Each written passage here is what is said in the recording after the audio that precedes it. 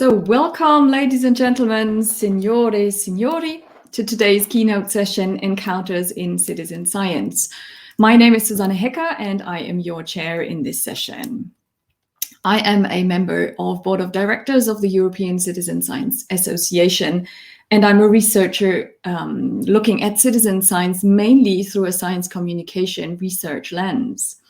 Thus, Encounters, which is the theme of our whole conference, and encounters between people, disciplines, and cultures really talks to me.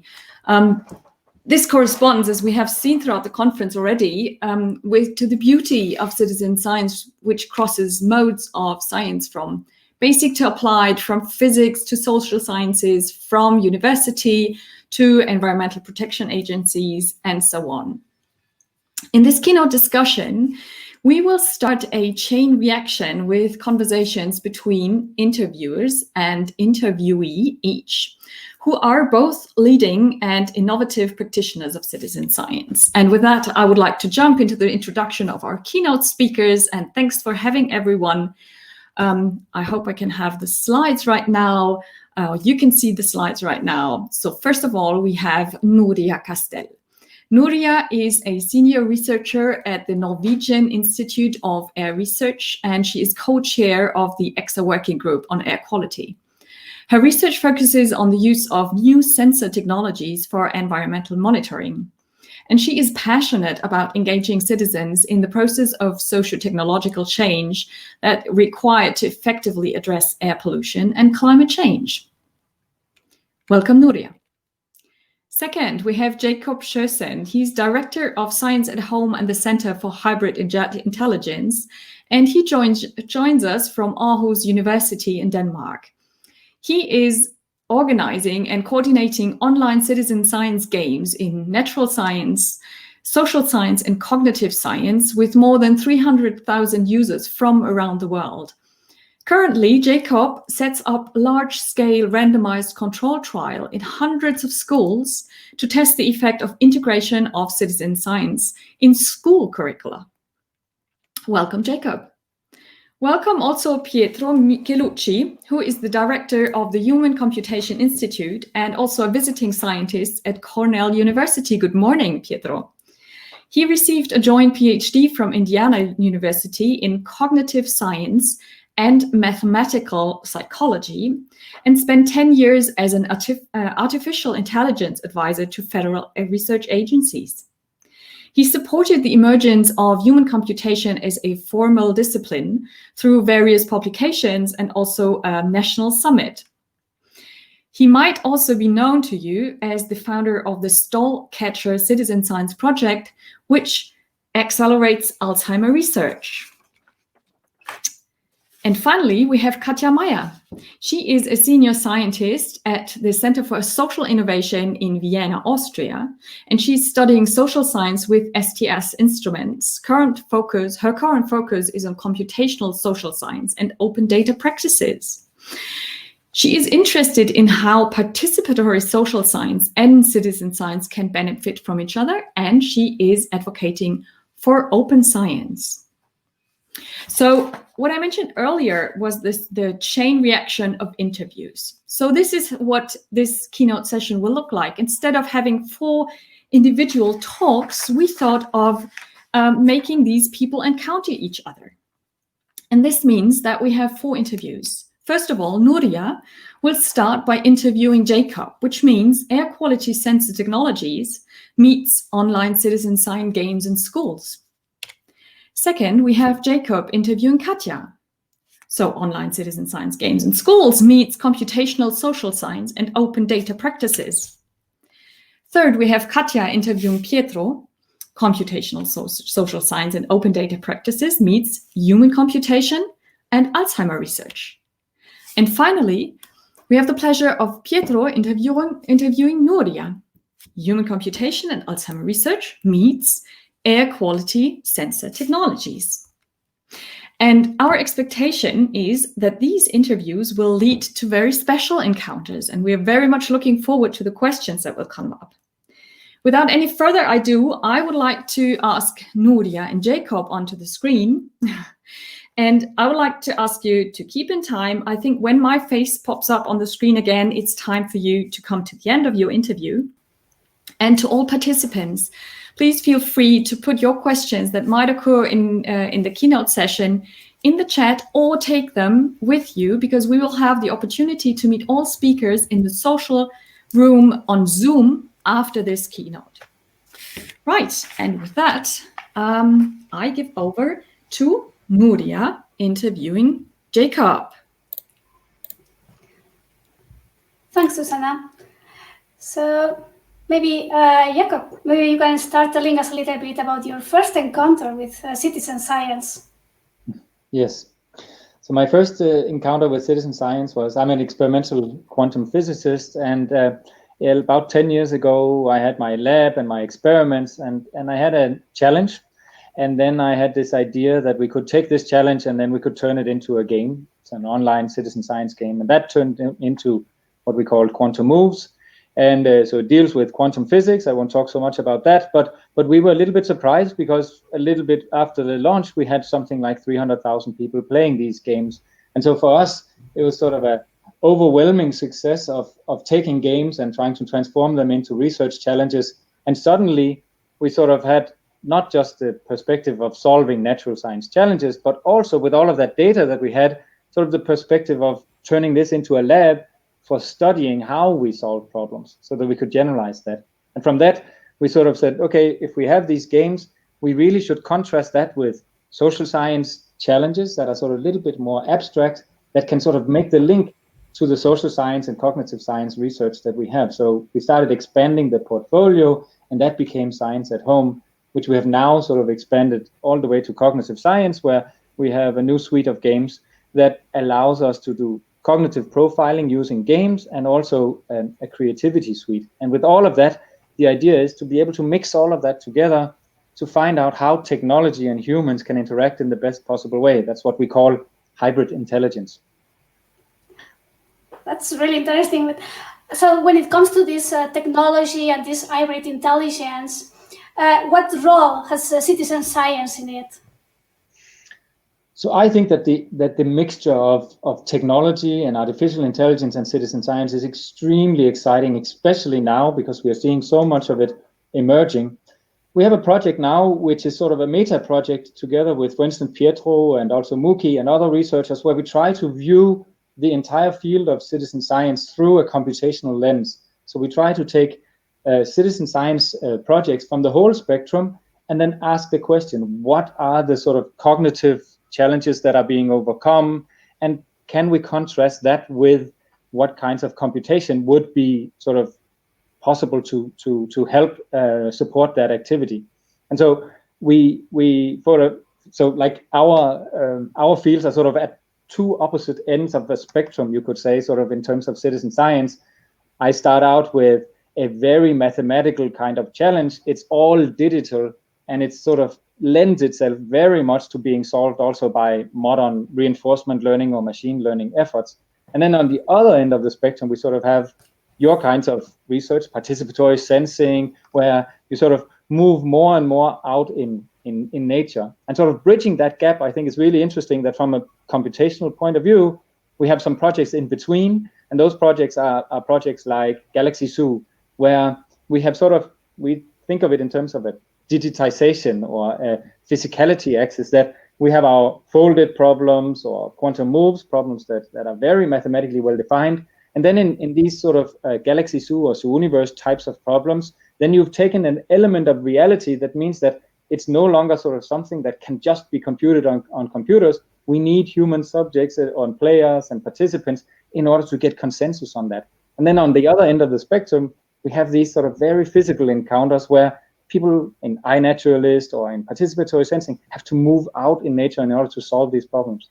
And the purpose that we have of this sort of viewing the whole field from a computational point of view is not to ask what kind of technology can replace us completely, but to ask how can we sort of contrast that sort of technology and what we can do with technology, and especially what we cannot do with technology, because I think that's really interesting from a perspective of what your sort of projects are. It would be setting up, walking out in nature and setting up a sensor And I'll really sort of be excited to hear your viewpoint on that, sort of how much cognitive processing is actually going on when some of your participants have to sort of do that, and how little we can actually program that into computers at the moment. Yeah, I think that is really, really interesting, because like, to get to know like how humans are solving problems, right? It's and that's not trivial. And so what have you learned so far about it? So what we've learned is that it's really interesting to look at everything from a computational point of view. It really becomes interesting to see what we cannot tell, what we cannot see. And so when we sort of, for instance, view the problem of going into nature and sort of being iNaturalist and taking a picture, there's so many computations that we are doing. We are evaluating the environments, and for instance, if you put up a sensor, there's something called common sense that we humans have and that we are tapping into in citizen science projects, and that is, you don't put up an expensive sensor at a place where it can be stolen, for instance. That's trivial for our citizen scientists to be doing, but computers are completely out of reach of figuring out this sort of common sense. So we're trying to sort of tap into that. From our social science sort of studies, what we find is really interesting is that we see sort of a very big contrast between the tasks that we have given to citizen scientists and the ones that we have done in sort of more traditional social science, where we pay participants to do that. It's been really fascinating to see how framing the challenges as citizen science, as something co-created, something where knowledge is being produced and they are a part of the process, how that really changes their engagement because they have motivation. What we're seeing is that our paid participants, they do everything they can to sort of circumvent the task and just solve it as quickly as possible, whereas our motivated volunteers, they really engage with the topic. They really propose new solutions, and they say, okay, you haven't specified in this way, but could we contribute in other ways? And I think that's really something fundamental about the field of citizen science that it can offer. Yeah, I agree with that, right? It's like citizen science provides you this feeling of community, of kind of serving to a larger goal, right? Like, well, you're getting paid, you're just getting maybe some pocket money to go to the restaurant, right? Yes. It's a different status. But I wonder, well, like, when we are now more and more using technology in our daily lives, and more of the citizen science projects are gathering data using mobile phones, and some of them is even crowdsourced data that you're not even fully aware they are tracking you. And so how can we increase transparency on that? How can we ensure that we are not leaving anyone behind in all this technological change? I think that as I said, I think the technological revolution right now is really fascinating, and there's lots of opportunities for integrating technology into projects. But I also think that the biggest trap that we could fall in the citizen science community is this techno fascination and just saying, okay, we do technology just because technology is better. I actually think that citizen science could be very important, not just for sort of the future of citizen science, but also for the future of humanity, in the sense of figuring out how the optimal interrogation or interplay between humans and algorithms should be in the future. Because the citizen science community is unique, because we have spent decades and even centuries valuing the human contribution. And you could say that we are in citizen science projects not just focused on the product, solving whatever solution it is, but also the process and what the participants, the citizen scientists, get out of it. And that actually means that you could sort of say that the values, we are very value driven, and they are encoded into the success criteria of a project, which means, I think, that when we start to integrate citizen science and artificial intelligence, this will be a unique sort of testing ground on how we can actually introduce human-centered artificial intelligence and hybrid intelligence in the future for the benefit of the entire world and the entire society. Again, just because we have this society where we care about the participants, we care about the individuals. And so I think that we should have a lot of resistance to the idea of just thinking technology is going to be an enabler of speeding up the process, because we have to remember our values throughout this. And I think that's really important contribution that we can give to that.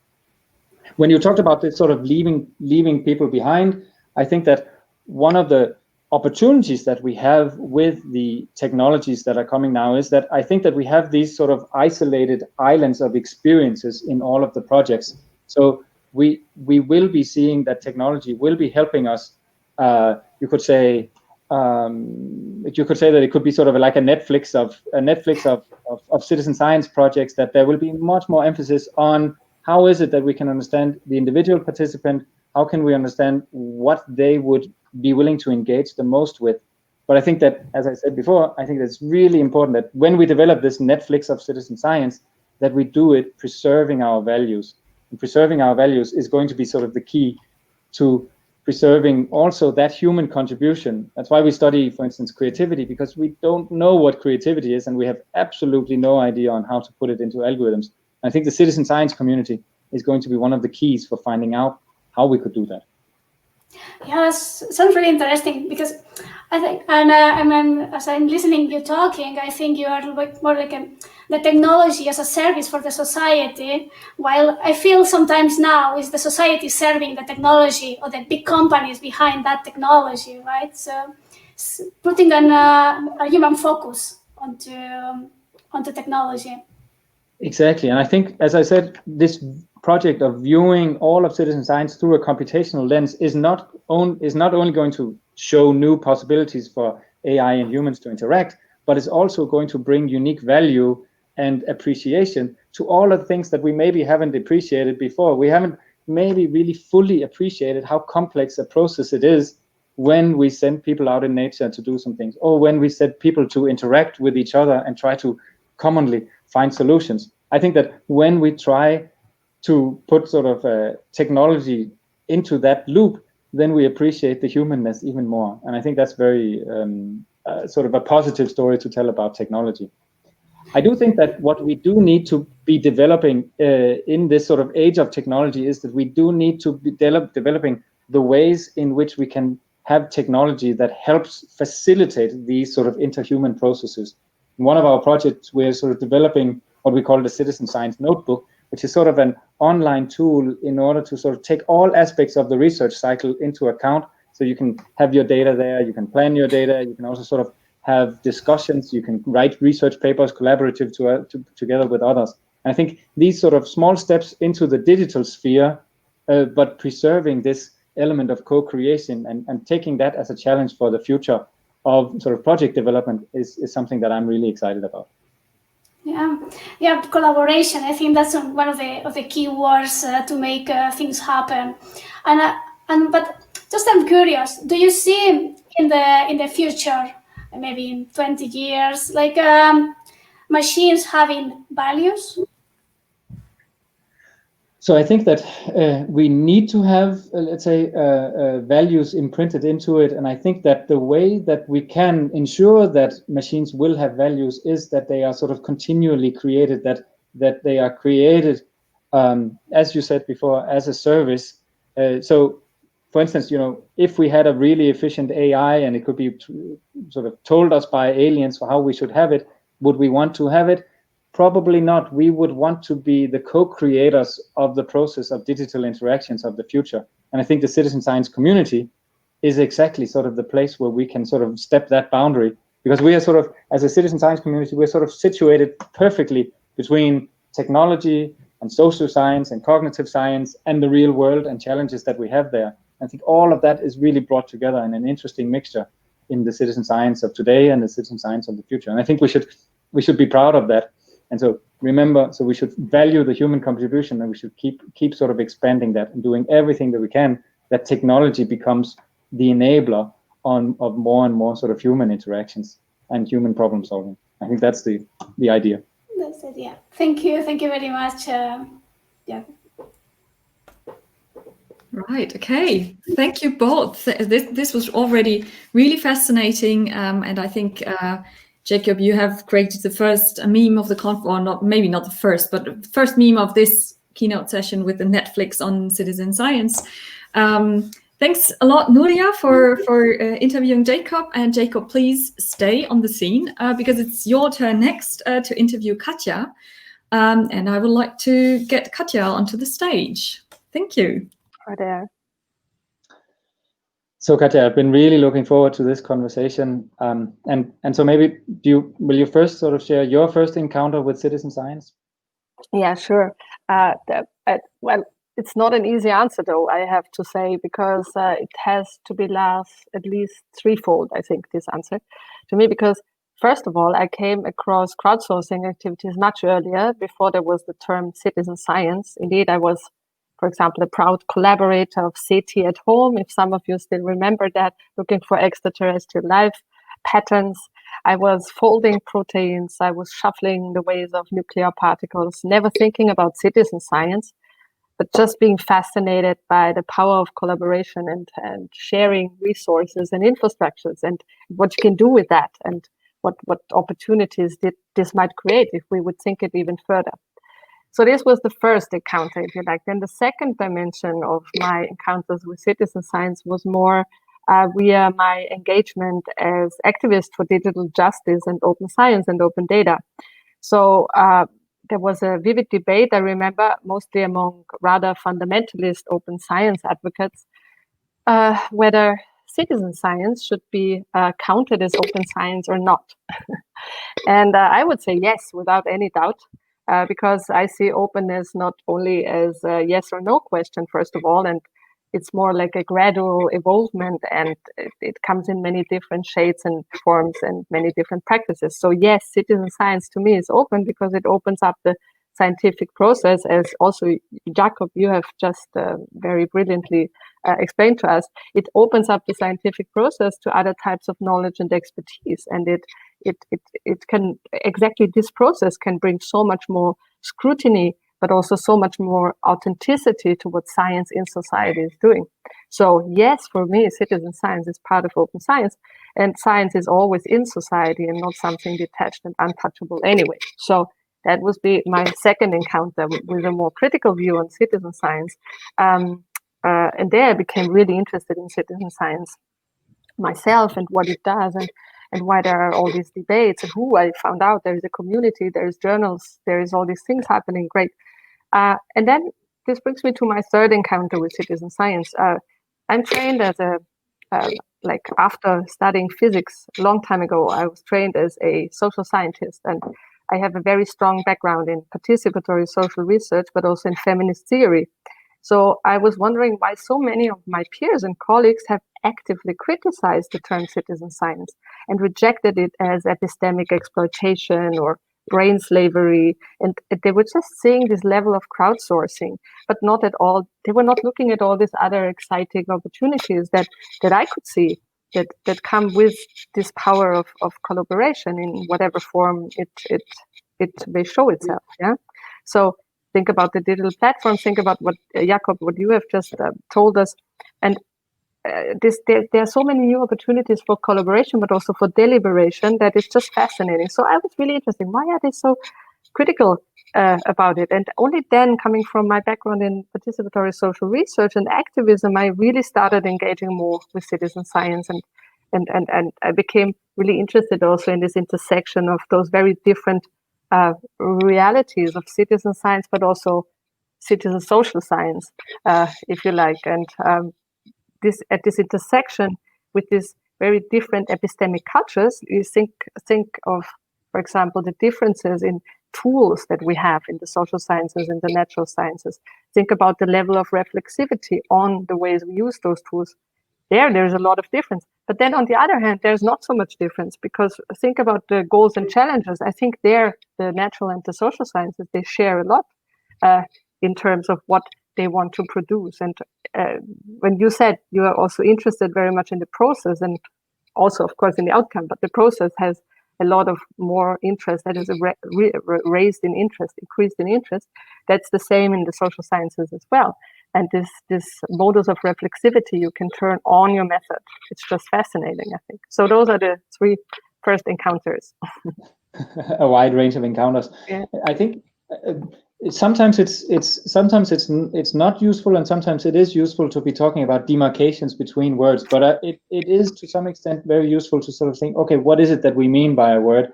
And so when you talk about citizen science and citizen social science, can you sort of specify what do you think the difference is, and is there a reason to sort of draw a line between them, and is there a line? Again, there's not an easy answer to give. I mean, I would say yes and no, right? So no, I would say for the participants in a project, it's most often a totally unnecessary debate to draw these demarcations and boundaries. So they don't care about our academic boundary work, the power games that are attached to it. They care about their concerns, their goals for a project. And the most important thing here is to bring or to co-design the social scientific methodology, for example, that can produce relevant and robust knowledge, right? So that is the no answer. But the yes answer would say that it totally makes sense to work to do this boundary work. I think this Kasperovsky and his collaborators have talked about it yesterday in a session, because for us academics and policymakers and funders, for example, it's indeed important because this debate can set things straight and it can put things on an agenda. It's of special interest in times when you think about in Europe, for example, we are starting a new research framework program, Horizon Europe. And when you read through it, you will see that the term participation pops up all the time, but it's totally underdefined. It remains very, very fuzzy. And more participation, sure, it's super nice, but so what? Yeah, what will count as legitimate knowledge and expertise coming out of this participatory mission-oriented exercises? How will this knowledge be adopted or even institutionalized? Who will represent it? So for this, there is a large body of, for example, knowledge and methodology in the social sciences.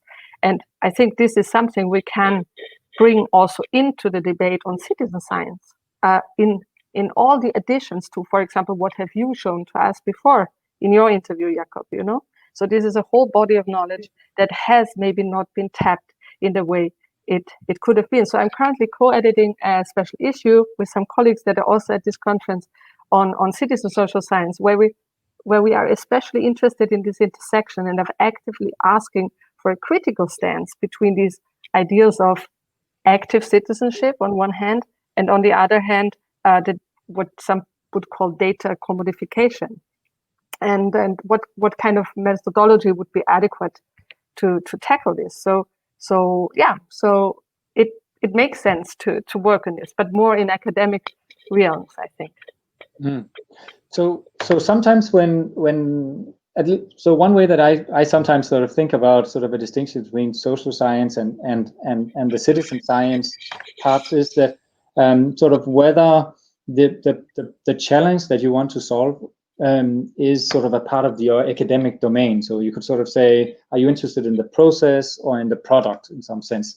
So whereas you can say, okay, on the social science side, then you're interested in what the sort of the humans are doing individually or collectively. And maybe on the technology side that I talked about before, you can have maybe computer scientists who are just interested in natural language processing. And then the sort of the citizen science field falls somewhere in between.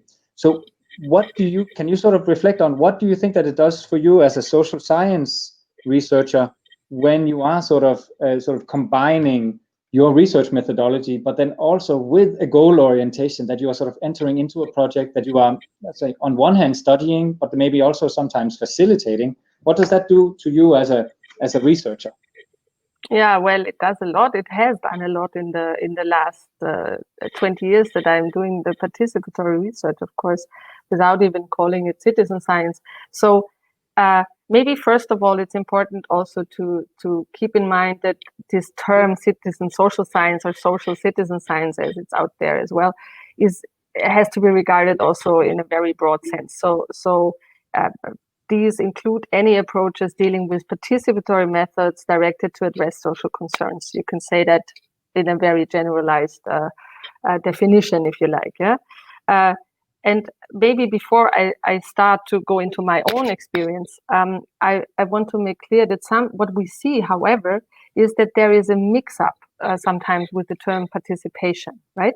So some people not trained in the social sciences, especially sometimes confuse, for example, doing a survey and asking people for their opinion for participation already, right? They think so they can voice their opinion well, that's it.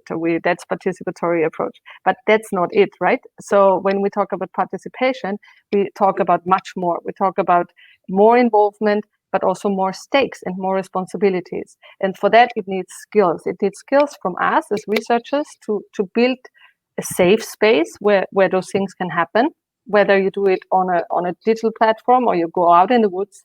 It doesn't matter. We are responsible to create this space.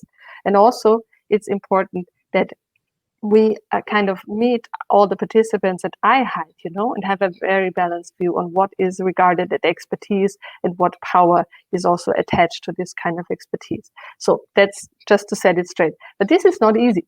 But when you start thinking like this already does a lot with you as a researcher, and it has done a lot with me as a researcher.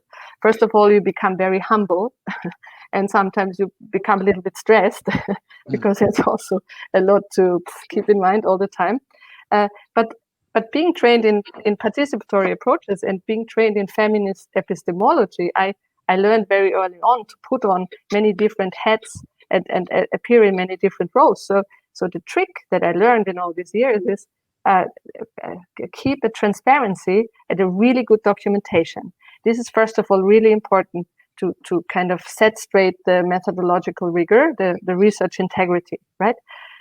It's important not only for our academic lives, it's also important for the whole group of participants, the whole project, that you keep up next to a good, transparent documentation that is, of course, taking into account the privacy of all the involved subjects, but to take also into account the communication efforts you have to make, right?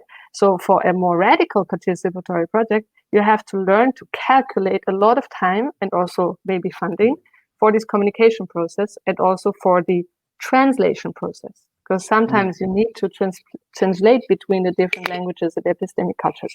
So especially when you have, for example, industry and like citizen activists, policymakers, and scientists involved. So it becomes really messy. And sometimes even we as scientists, we are not the strongest voices there. We are not so trained, like, for example, the advocates, the industry is sending into some processes. Yeah. So all of us have to learn, and we have to be open to learn. So it does a lot. And then one last thing, maybe if one thing that needs to get better is that we should learn how to take on this opportunity from learning from failure, or I would not even say failure, but that being unsuccessful towards our original goals, because that's also, I'm sure all you know about that too. When you start a citizen science project, it changes, and sometimes the goals in the end are not, or those things you reach in the end are not the original goals that you were setting up, right? And this kind of new pathways or trajectories, we have to learn to deal with that, and we also need space or maybe even incentives or rewards that we are being open about that, and we have to learn being open about this kind of change of trajectories. I think this is also important. So just as a maybe sort of a follow-up, you talked about the surveys, and I think it's really interesting transition there is from the surveys and then to the participatory, let's say, deeply participatory. When I talked about the games that we made, it's sort of, to some extent, sort of upscale lab experiments for social science. And what I think is really interesting is, how do we put on these layers of engagement and involvement, and how does it actually somehow gradually become sort of participatory research in the sense? And what we were observing was just the fact that we sort of share the mission and that they sort of align themselves with the mission does something to the motivation, does something to the modes of interaction. So how do you see that as a continuum, or do you see that as a sort of something that can be demarked? Absolutely. No, I see it as you just said. I see it as a continuum. I see it very hard to plan also. I see it more as something that you can put as option in the beginning, but then you have to be open and flexible to see what comes out, because this is exactly what I mean. So it's like these manifold perspectives that come together, those many partial perspectives put together, like what in feminist epistemology we would call this strong objectivity, right? So citizen science has to offer this, and we cannot, this is very hard to plan for, but we have to take it into account, and we have to develop skills to create that space that this is possible. Yeah, as you were just saying. So this is of course changing a lot of different relationships you can build with the participants, but also with your research group, maybe with your peers as well. So this opens up very many dimensions. We can see there are challenges and there's lots of opportunities for inclusivity. Right. It's not always helping your career, though. That's another thing. Maybe as a last point, I don't want to end in a negative way, but what we see, of course, from studies is that people who engage in interdisciplinary or transdisciplinary settings and in citizen science, they're more acting at the periphery of the disciplines. It's not the typical academic career researchers that would do those activities, unfortunately. But things are changing. I'm positive. Thank you very much, Katja. It was interesting. Thanks. Great. Thank you very much for that discussion. And we take the point of career opportunities maybe to the discussion on the Zoom channel, which will be the place for questions to the keynote speakers. Thank you, Katja. Thank you, Jacob. Katja, please stay on the scene. And I would like to see Pietro. Bye, Jacob.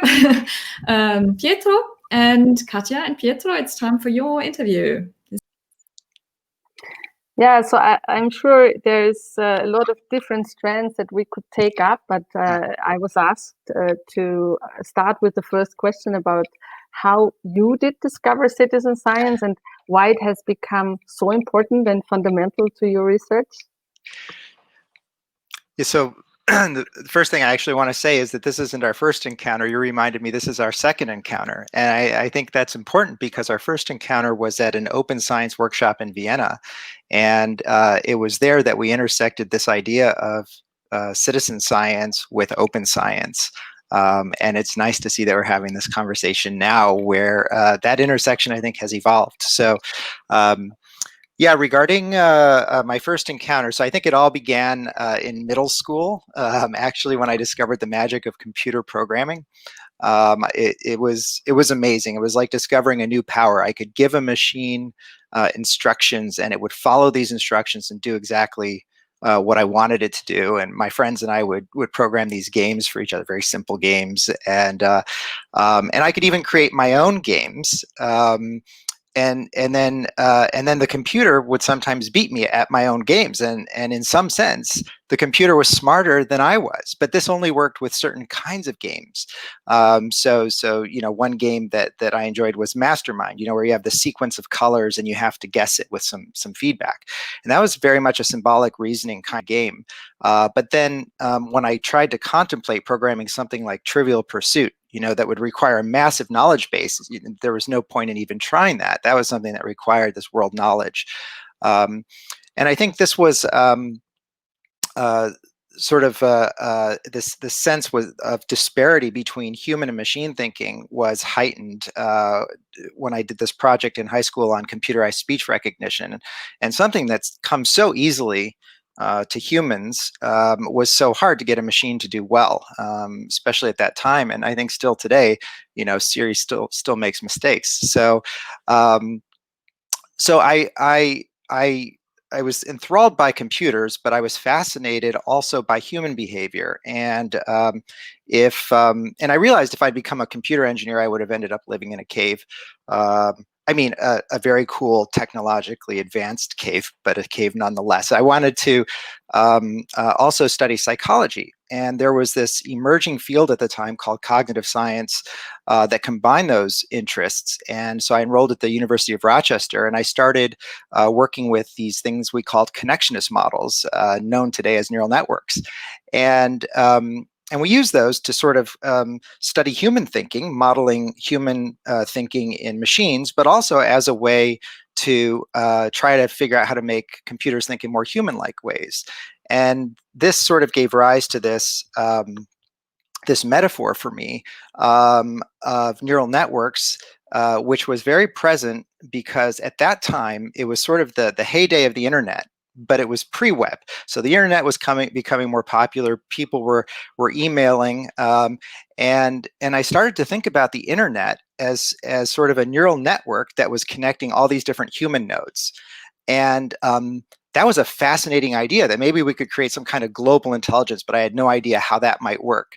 So then fast forward 15 years, and I discovered this project called Stardust at Home. which was a citizen science project that began in 2006. And in that context, I was excited because it was astronomy, and I was an astronomy geek, and I could actually analyze data that was brought back from a spaceship that flew through the tail of a comet. And this project gave me a hint of what was possible if you combine the strengths of humans and machines in the right way. And there was no fancy AI involved in the Stardust project, but yet it was doing something that no AI system could do at the time, and probably today. So then I thought, well, what if we actually had fancy AI mixed in with humans? What could we do with that? So I was very excited about combining humans and machines to solve problems. But I felt like the field of human computation, this human in the loop computing, was dominated by computer scientists when computers were only half of the equation. So I wanted to try to bring in behavioral science. And then I realized I spent a few years trying to make it more interdisciplinary. And then I realized I needed to be grounded in a real world project, that I was talking the talk, but I wasn't walking the walk, and that there would be learning that could come from actually building a human computation system. So then I was lucky enough to meet Chris Schaefer at Cornell studying Alzheimer's, and then that's how Stallcatchers came about. Thanks for pointing out your long encounter, many years of encounter, gradually evolving citizen science in your regard. You were just mentioning, and maybe this is also a good follow-up to what Jakob was saying before, that you have gathered quite a lot of experience by walking the walk, by researching Alzheimer's. And I don't know if all the in the audience are familiar with that. Maybe you just want to give some very brief explanation, but maybe also come to answer what were your learnings from at the crossroad of machine learning and AI more generally, and human interaction. Yeah, right. Well, so Stallcatchers is of course this game where you're trying to advance Alzheimer's research, and our prototype of Stallcatchers was to take Alzheimer's research data and literally put it into the Stardust at Home platform. And we used Stardust to analyze Alzheimer's data. And that worked so well that the Cornell scientist studying Alzheimer's tried it out and said, even if this doesn't become a successful citizen science project, that's our new interface. We're going to use that in the lab to analyze these data. So we knew we were on the right track with that. It's been an amazing project. I could probably talk about it all day, but I think, in terms of learnings, I think the first thing I learned with the Stallcatchers project experience was humility. And that taught me to listen more. So when we created Stallcatchers, we made some educated guesses and some not so educated guesses about how it should work, and we failed in various ways. And frankly, I owe a debt of gratitude to my colleague Agla Romanowskaite for helping me see the value of parading our failures. At first I thought she simply relished the opportunity to publicly shame me. Okay, I still think that, but doing so does not only convey our humanity, I think it builds trust with the community and creates an opportunity for dialogue. And when there's dialogue, there's hope and there's learning. The other thing I learned has to do with the difference between machines and humans. So machines, do what they're told. My mother would disagree with that. But humans, on the other hand, tend to do what they want. And I've learned that that human motivation is a key issue. So when you need human cognition to be a reliable computer, that introduces a whole new set of challenges. And I call the way I think about this behavioral physics. So, like a human at rest tends to stay at rest, right? I guess that sort of makes the sofa kind of gravity well. Maybe that's taking the metaphor too far. But the main point is that when you have multiple stakeholders with different goals and you need them all to engage in different ways, your first question should not be, how do I get everyone to do what I want? Your first question should be, what does everyone already want to do? And from there, you create opportunities that make it easier for them to do those things. And indeed, my general approach to problem solving in life has incorporated these learnings. And let's just say you would hate to be one of my children. Interesting. Well, we might discuss this another time.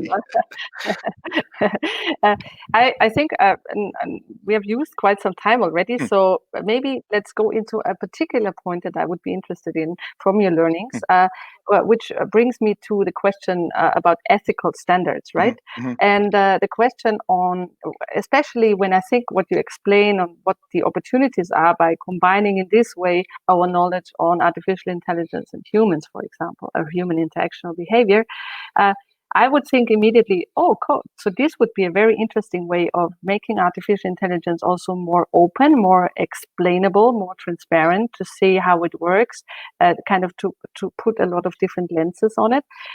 But also I can imagine with this kind of research, we are very, very, very soon coming to the limits of what typical traditional ethical standards can do for us in this kind of research, and also what in institutional review boards can do in terms of when it comes to allowing such projects to happen. What are your experiences here? Right. So, I mean, this is, of course, something for the community to I think respond to as well, and that's going to be the focus of this side event on citizen science ethics this Friday. But in my own recent experiences with IRB applications for 2 different citizen science projects, my sense is that there are some traditional standards that still apply and some that don't. But I think the important thing is what this shows us, which is that the ethics can evolve with society and context. Some ethics might change, some become less relevant, and then sometimes we need new ethics to address completely new situations that we haven't anticipated. But what if we had a community-driven process by which those standards could evolve? So we're interested in this. And among other things, this takes pressure off our community of getting it perfectly right the first time around, as we're trying to come up with a set of values and ethics that we all want to stand by. We know it's not going to be right the first time. So instead of drafting some immutable list of ethics that requires 100% consensus from our community, we can seed a list of ethics with the expectations that they'll evolve with citizen science practice. And as part of an initiative we're developing toward improved sustainability in citizen science, the Human Computation Institute is actually partnering with some world-class IRB experts who will be at the side event, by the way, to reinvent ethical review for citizen science. So it's transparent rather than opaque. It's collaborative rather than adversarial. And I think, most importantly, it's dynamic. It can evolve with context and learning and input from the community. But that immediately brings me to that question. Don't we need some kind of sandbox playgrounds to experiment here as well?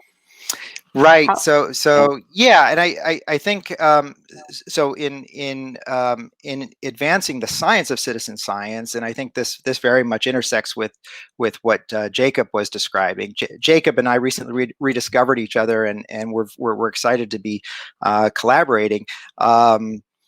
There's an opportunity to now create an environment in which experimentation can be very fluid and easy to do. So when I was 17 years old, I got a summer job selling cutlery, and I was not very good at this, but I kept trying. So one day I went on a sales call to this house, and they actually ended up purchasing some cutlery for me. And I was so excited that as I backed out of their driveway, I ran over their fence. So here's what happened. The father said, "You have 2 choices. You can either buy me a new fence or you can fix it."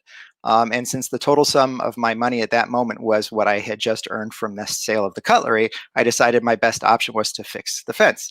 And this began a week-long project. And so the first thing I did was assess the damage. There were bent and broken pieces. And so I said, "Where's the nearest hardware store?" So eventually I found the hardware store. There was no GPS back then, the dark ages. Turns out they didn't have all the parts I needed, and the parts they did have were the wrong size or shape. So I went back to the father and I explained what happened, and he told me about another hardware store that was farther away but had more parts. So I went there, I found other parts I needed that were also not quite right. So by this time, I think the father was sort of equal parts exasperated and amused. And so he gave me the name and address of a machinist who could rethread some of the metal parts and make everything fit together. So I found this person and thus began another adventure. And in the end, I did rebuild the fence, and I learned a very valuable lesson: never become a data scientist. And so these are the same challenges that we face in data science. And if you do citizen science today, you're in one way or another intersecting with these challenges of data science, which is both, how to make all the parts fit together and how to get all the parts to come together. And that means getting all the people to come together. And that's what we're working on. Okay. Thank you. Thank you very much, Katja. Thank you, Pietro. I say goodbye to Katja. See you in the Zoom social room afterwards. Pietro, you stay here, please, with me. And I would like to ask Núria to come back on stage. And here you go with your interview. Hello, Núria. Hey. It's nice to see you, and I'm really excited about hearing from you, because you operate in a space of citizen science and participatory science that's very kind of distant from what I usually think about directly. But we did find some common ground. So I guess I'll start, with sort of the standard question about your first encounter. So we've all come to citizen science by a different path. What originally got you interested in this field? Well, I think I had my first encounter, not with citizen science, but with the need of citizen science, like 20 years ago, when I got my first job. And I was in charge of making the forecasting, the air quality forecasting for the Valencia region in Spain. And, there was this small town. There was about 500 inhabitants that had the bad luck of being by the end of the valley and get all the pollution from the industrial sites located at the seaside, right? And then one day, I got the visit of the mayor of the town, and he just come and asked me, okay, what do you want me to do with this information? What do you want me to tell to my citizens? What can they do? And, he drove 400 kilometers to say that. So he didn't call, he didn't send an email, he drove. So it was very, very important for him, But unfortunately, I didn't have the opportunity to work in what we call like citizen engagement and working with citizens until 10 years later and 3,000 kilometers away from that town. So when I moved to Norway, and here I started working in a European project. It was called Citizens, and one of the goals of the project was to establish citizens observatories for monitoring air quality. And that was a big disappointment because it was a big technological disappointment, because the technology was not as ready as to get good data from the citizens, right? And that is how I got interested in local sensor technologies and improving the data quality from citizens. But currently, I'm really, really, really happy. I have the opportunity to lead a project that just started this year. And in this project, we are giving a step forward, because I'm not only working with citizens in monitoring air quality, I'm working with them in designing their neighborhood, right? So we give this step like from knowledge to action. So yeah. So I think one comment I think you made at one point was that top-down approaches don't guarantee adoption. Can you expand on that? And how did you come to realize that? And then of course I have a follow-up question. Yeah, so it is 10 years in between my first encounter with the mayor of that little town, and So I was happily publishing papers and doing research in air quality modeling and on the chemistry and the physics. And I thought I was contributing to society, but while I was doing my research, cities were still polluted. So I think like this is like a little bit like there was other needs, not just gathering more and more knowledge. Right. So I think in this vein, you've described citizen science challenges as being more societal than technical. And so I wonder how you're addressing this in your current projects and pursuits. Yes, that's right. Because I mean, of course, as I mentioned before, we have advanced in the technology that we are using to monitor air quality with citizens. That is low-cost sensors, and they have measurement limitations. They are not as accurate as reference instrument or traditional instrument, but. We have seen that with using the correct calibrations, helping us with machine learning algorithms, we can extract good data out of them, right? So that's I have faith that we will solve this. I'm confident with that. However, another big challenging that I have is to bring into the table the right people. So when I make a call to monitor air quality, I get, and I'm very happy about that, people that is already interested in air pollution, and most of them already commute by bicycle or take the bus because they are aware of air pollution. So I want to have the people that take the car, I want to have the people that is protesting because the cities are taking out parking spaces, I want those people into the table, and I want to listen to them, and I want to set up common goals, So how do you bring the right voices to the table? Do you have strategies for approaching this? No. But well, is that really true? So I think if I remember right, you have some kind of a secret weapon. Yeah. Can you talk about that? Yeah, I'm using different. I learned that from some psychologists, some friends, and they told me, if you want to get the right answer, just don't ask the concrete question. Just go around, give ice cream. so I'm doing that. I'm just going around and ask them like, hey, what type of plants would you like in your neighborhood? And could you like a park? So and of course I offer them things that will also bring us improvement in air quality. And of course, if they want to have a park and they want to have a space for the kids playing, they will need to give up some parking spaces. So I just go a little bit around. So you're giving them reasons besides air quality to come to the table, but air quality is still in the mix, it sounds like. Yes. In terms of the outcomes, the target outcomes. And what about, passive versus active? What do you think about the long-term impacts of getting people to do something active in the community? Yeah, I think when we work together and we set common goals, for example, I was working in this project with the schools, right? And I was working with last year with kids 8-9 years old.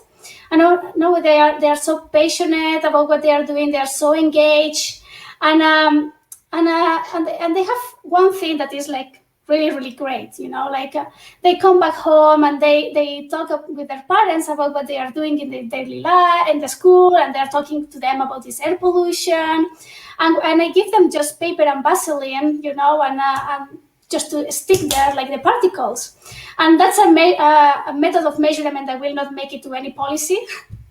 But it was enough for those kids to understand and to come back home and say, come on, this road is very polluted, the road next to my school, and I think if you have kids, they are strong-minded. We can call it stubborn. So if they don't want you to drive them to school, and they can be really, really stubborn day after day, you will end up not driving them to school. you know. So that can make this long-term changes, you know, like trying to get to the young generation, you know. And yeah, right. No, I mean, to me, that's really your secret weapon, right? Because children haven't, they haven't made up their minds about things yet. They're still inquisitive. They want to learn if you get them at the right age. And do you enjoy working with children?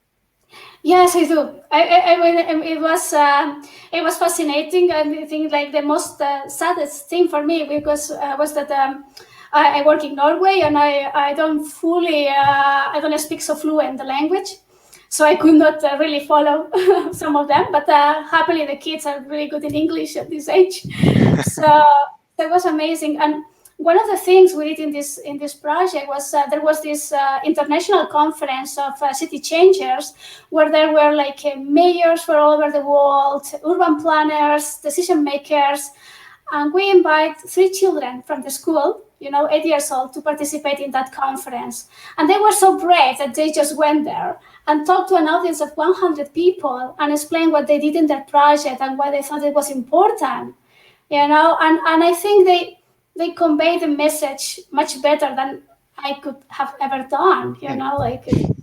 So yeah, I think children, it's wonderful. It's not easy, and but it's a wonderful way to work in citizen science.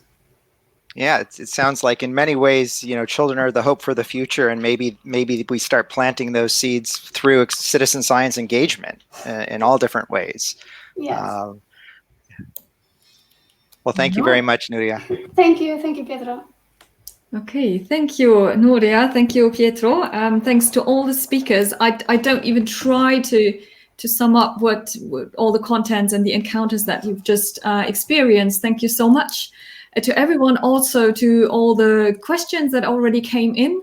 And we are lucky that we have the social room and we have all of the speakers who are taking time for another couple of minutes to get into the discussion with you. So please, everybody, go to the social room on Zoom, and you will find the link in the chat on the Vimeo program, but also on the webpage of the conference. If you go to today's program, you can find the coffee break with the keynote speakers, and there you find the link to the Zoom room. So see you in a minute, and thanks a lot again to our speakers. See you.